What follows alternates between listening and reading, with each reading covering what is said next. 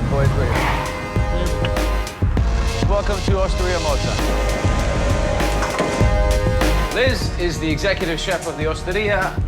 This is Michael, captain of the blue team, and Nick, Hello, captain of the red team. How are you, chef? Nice to meet you. So today, Liz will demonstrate and teach you how to make 3 of the signature dishes of Osteria Mozza. Awesome. Right, Liz? Yeah.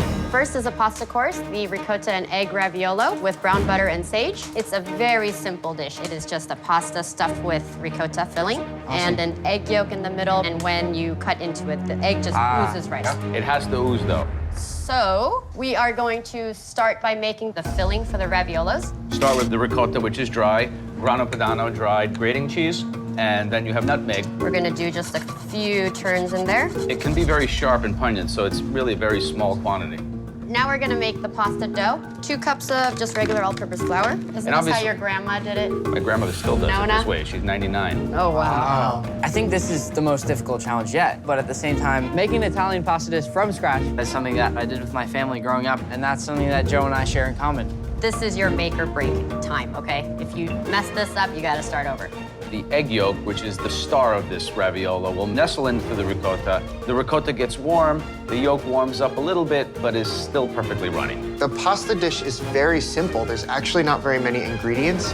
It's all about technique. What is the sauce for this pasta? Literally butter and sage. And we were browning the butter and frying the sage in that butter.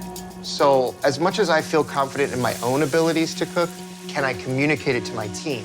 I mean, this is basically a game of telephone. And see how bubbly it is and foamy? That's perfectly browned butter. Amazing. And Joe's gonna garnish with some grana padano. And this is ready to serve. Go ahead, cut it open. Oh, wow.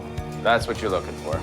All right, second dish. This is Lamb rack in a tahini and dried Persian lime marinade. The marinade is very simple and straightforward. So I'm gonna start here with tahini, coriander, and smoked paprika. And that gives it really good color. You notice the quantity of the seasoning that she's using? A lot of salt. Oh my gosh. I think if one of you two figured out how to season properly, you could probably win the whole competition. It's that important. Right.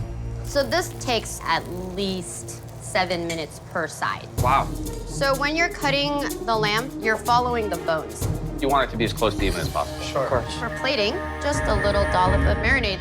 Some broccolini, do a little cross with your lamb, and obviously the more attractive piece on top. Wow. Next, we are going to do the sea trout with the Umbrian lentils and the red cabbage sottoceto. You want the cabbage to be soft, but not mushy. Okay. Okay, so while the cabbage is cooking down, we're gonna start our lentils. The lentils are tricky, right? Like you get lentils around a lot, they're like mush. Bad. Bad. You want to feel each one under your teeth. This is Tasmanian sea trout. Salt the skin, but not pepper it.